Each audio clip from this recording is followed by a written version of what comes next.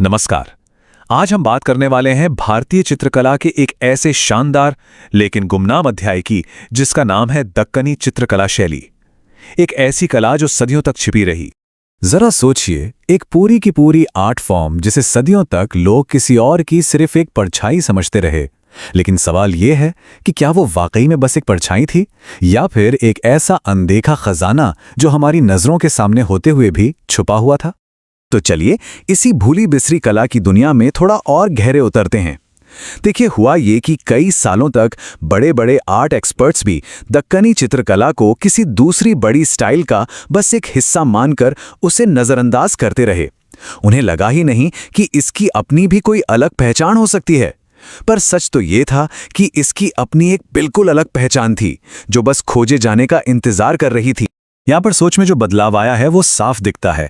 एक तरफ वो पुरानी धारणा कि ये बस एक इंडो पर्शियन नकल है और दूसरी तरफ है आज की नई समझ कि ये एक बिल्कुल आज़ाद, एक independent regional school of art है। और यकीन मानिए, आर्ट हिस्ट्री की दुनिया में ये बदलाव किसी क्रांति से कम नहीं था। तो सवाल उठता है कि ये अनोखी कला आई कहाँ से? इसका जवाब छिपा है दक्कन की जमीन में। देखिए, दक्कन उस दौर में एक ऐसी जगह थी, एक कल्चरल मेल्टिंग पॉट, जहां अलग अलग संस्कृतियां एक दूसरे से मिल रही थी। आप इसे एक भट्टी की तरह समझ सकते हैं जहां अलग अलग धातुएं पिघलकर कुछ बिल्कुल नया और शानदार बनाती हैं। अच्छा, अब जरा टाइमलाइन पर नजर डालते हैं। 16वीं सदी के आखिर में ये आर्ट फॉर्म अपने चरम पर थी, फल फूल रही थी। फिर 1680 के दशक में मुगलों ने दक्कन पर कब्जा कर लिया। अब कई लोगों को लगा होगा कि ये कला यहीं खत्म हो जाएगी, पर ऐसा हुआ नहीं। ये कला खत्म नहीं हुई, बल्कि हैदराबाद जैसे प्रांतीय दरबारों में 19वीं सदी तक जिंदा रही और अपनी कहानी कहती रही। तो इसमें इतना खास क्या था? खास बात थी इसका फ्यूजन। ये कई संस्कृतियों का एक खूबसूरत संगम थी। सोचिए, इसमें ईरान की सफाविद स्टाइल की शान थी, तुर्की की ऑटोमन आर्ट की बारीकियां थीं और साथ ही दक्षिण भारत का अपना देसी सौंदर्य, सब कुछ एक साथ मिल गया था। इस कला का विकास मुख्य रूप से 3 सल्तनतों में हुआ: अहमदनगर, बीजापुर और गोलकुंडा। और सबसे मजेदार बात जानते हैं क्या है? हर सल्तनत ने इस कला को अपना एक अलग रंग दिया, अपनी एक अलग पहचान दी। तो ये सिर्फ 3 सेंटर्स नहीं थे, बल्कि ये कला के 3 अलग अलग संसार थे। चलिए अब आते हैं सबसे दिलचस्प हिस्से पर। आखिर एक दक्कनी पेंटिंग को देख के पहचाना कैसे जाए? इसके कुछ ऐसे खास गुण हैं, कुछ विजुअल क्लूज हैं जो इसे बाकी सभी आर्ट स्टाइल से एकदम अलग खड़ा करते हैं। सबसे पहली और सबसे जरूरी चीज है इसकी सेंशुअसनेस, यानी संवेदनशीलता।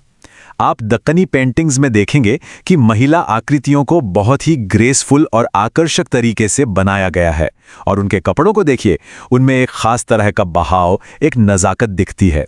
दूसरी खासियत है रंगों का जादू। दक्कनी कलाकार रंगों का इस्तेमाल बहुत ही जोशीले तरीके से करते थे। गहरा हरा, चटक नीला, सुर्ख लाल, ऐसे इंटेंस और खूबसूरत रंग के पेंटिंग में जान आ जाती थी। ऐसा लगता था जैसे वो अभी बोल पड़ेंगी। और तीसरी पहचान है इसकी डेंस कॉम्पोजिशन, यानी घनी बनावट। इन पेंटिंग्स में आपको भारी भरकम गहने और बहुत ही डिटेल्ड बैकग्राउंड देखने को मिलेगा। पूरा कैनवास भरा भरा सा लगता है, खाली जगह बहुत कम होती है। ऐसा लगता है मानो हर कोने में एक नई कहानी छिपी हुई है। अब इसे एक रेसिपी की तरह समझिए। मान लीजिए आपको एक टिपिकल दक्कनी लैंडस्केप बनाना है, तो आप क्या करेंगे? सबसे पहले फारसी कला से ऊंचा होराइजन और सुनहरा आसमान लेंगे, फिर उसमें गुजराती स्टाइल के सजावटी बॉर्डर्स डालेंगे और आखिर में दक्कन के जो स्थानीय पेड़ पौधे हैं उनसे उसे भर देंगे। बस तैयार है आपका दक्कनी लैंडस्केप। और शायद इन्हीं सब वजहों से इस कला को भारतीय चित्रकला की सबसे रोमांटिक और लिरिकल स्टाइल कहा गया है। ये सिर्फ तस्वीरें नहीं हैं, ये तो रंगों से लिखी गई खूबसूरत कविताएं हैं। तो इन सब बातों का निचोड़ क्या है? मतलब what's the big tech away? Deccani कला सिर्फ कुछ सुंदर पेंटिंग्स का कलेक्शन नहीं है। नहीं, इसने भारतीय कला के इतिहास पर एक बहुत ही गहरी और कभी न मिटने वाली छाप छोड़ी है। तो संक्षेप में कहें तो इसका योगदान क्या था?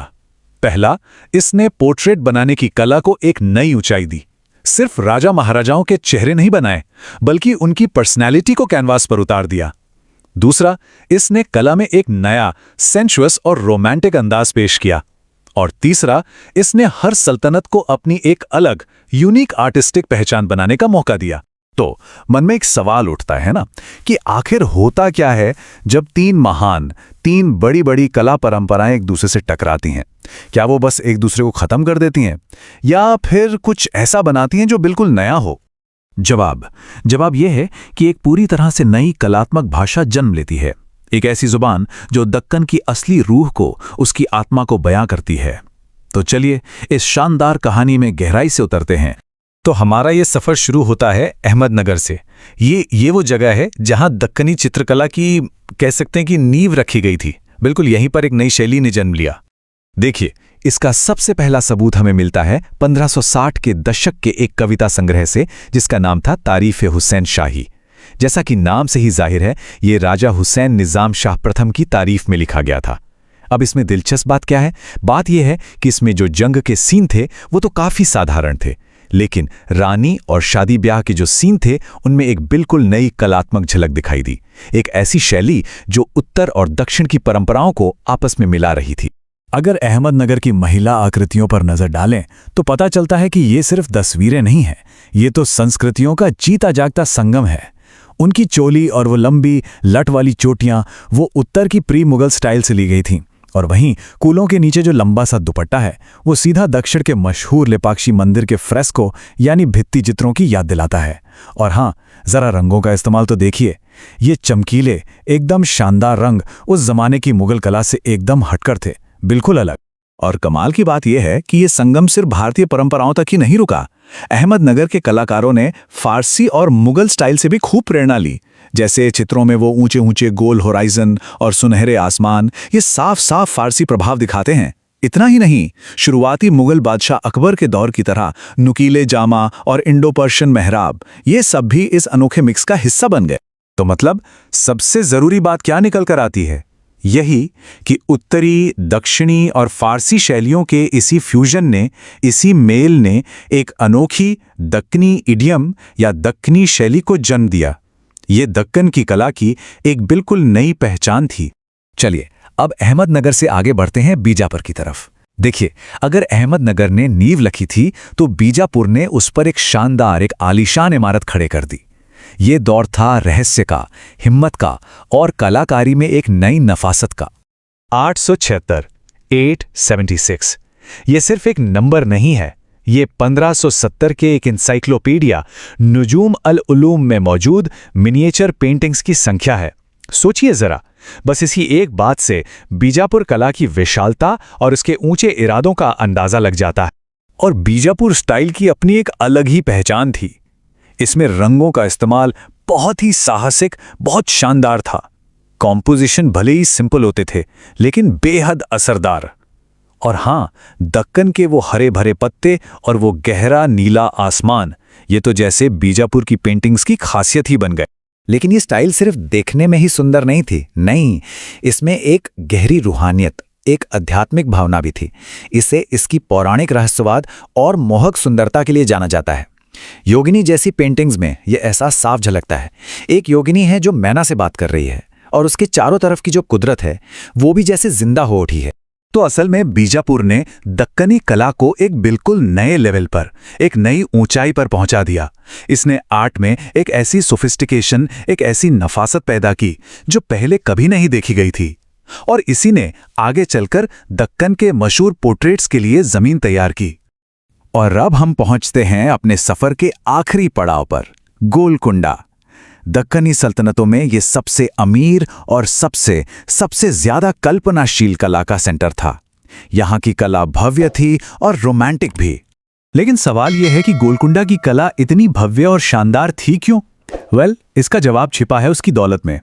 हीरों का वो विश्व प्रसिद्ध व्यापार, साथ ही फारस और साउथ ईस्ट एशिया से होने वाला मुनाफा, इन सब ने गोलकुंडा को बेइंतहा अमीर बना दिया था।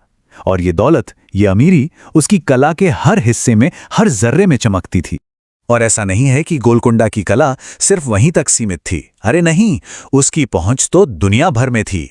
1600 के दशक में डच व्यापारी यहाँ के शासकों के पोर्ट्रेट्स यूरोप ले जाने लगे। और फिर क्या था, देखते ही देखते 1650 तक इन पेंटिंग्स के सस्ते बाजार वर्जन पूरे यूरोप में फेमस हो गए। गोलकुंडा की स्टाइल पूरी तरह से वैभव से, शानो शौकत से भरी थी। पेंटिंग्स में, गहनों में सोने का खूब इस्तेमाल होता था। गहरा नीला आसमान और सिमेट्रिकल आर्किटेक्चर इसकी पहचान थी। और सबसे बढ़कर यहां कल्पना की कोई सीमा ही नहीं थी। मतलब सोचिए, चित्रों में बैंगनी और नीले रंग के जानवर तक दिखाए जाते थे। कमाल है ना? लेकिन सच तो यह है कि सोने और जवाहरात से भी कहीं बढ़कर गोलकुंडा का जो सबसे बड़ा योगदान था वो थी शुद्ध कल्पना, प्योर इमेजिनेशन। एक ऐसी कल्पना जिसने कला की सारी हदें ही तोड़ दी। और इसका सबसे बेहतरीन, सबसे शानदार उदाहरण है ये अविश्वसनीय कलाकृति, द कंपोजिट हॉर्स। ये कोई मामूली घोड़ा नहीं है। जरा गौर से देखिए, इसका शरीर एक दूसरे में गुंथे हुए इंसानी जिस्मों से बना है। इसके ऊपर चीनी स्टाइल के बादल हैं और उड़ते हुए सारस, और चारों तरफ दक्कन के वो खास बड़े बड़े पत्ते। ये हकीकत और कल्पना का एक ऐसा अद्भुत मेल जो आज भी देखने वालों को हैरान कर देता। तो बस इसी तरह की कलाकृतियों के साथ गोलकुंडा ने खुद को हिंदुस्तान के सबसे कल्पनाशील और सबसे रोमांटिक आर्ट सेंटर के तौर पर स्थापित कर लिया।